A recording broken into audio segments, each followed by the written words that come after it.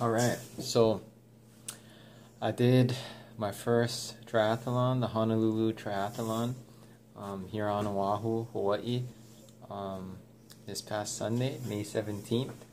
And I did the Olympic distance, which consisted of a 1,500 meter swim and then a 40-kilometer bike race, and then a 10K run to finish up the 3 parts of the triathlon: swim, bike, run.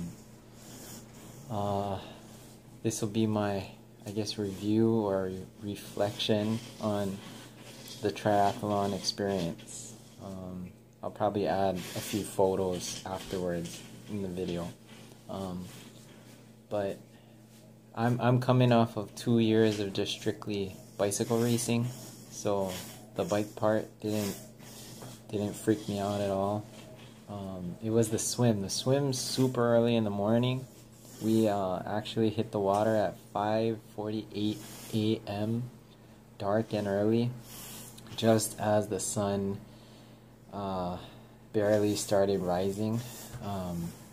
So the water was pretty cold, but your adrenaline is running so high that you don't even care about how cold the water is, and there's so much people around you. You're more worried about not getting kicked in the face or elbowed or kneed when you're in the water. It's like basically, like this one other video I saw said it's like UFC in the water. Yeah, it's like UFC in the water. I trained for a freestyle type of swimming. I joined a master's swim team, which just means adult swim class. Yeah, it's not like they're the best, it's not like mastery of swimming. It's just adults learning how to swim and swim better, and a lot of them race for swimming.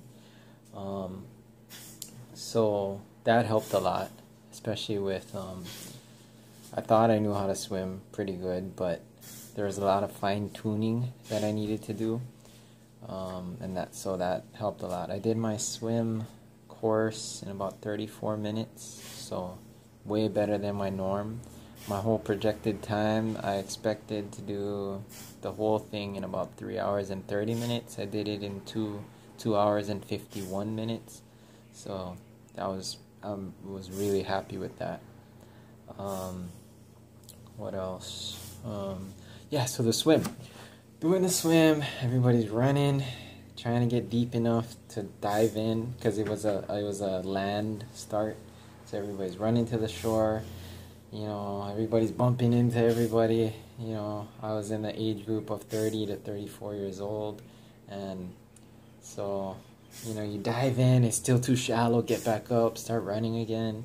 Wait till it's deep enough, dive in again. Okay, it's deep enough, you can kind of get a good rhythm in, and then all of a sudden somebody bumps into you, somebody crisscrosses over your arm, you're all tangled up trying to get into a good rhythm.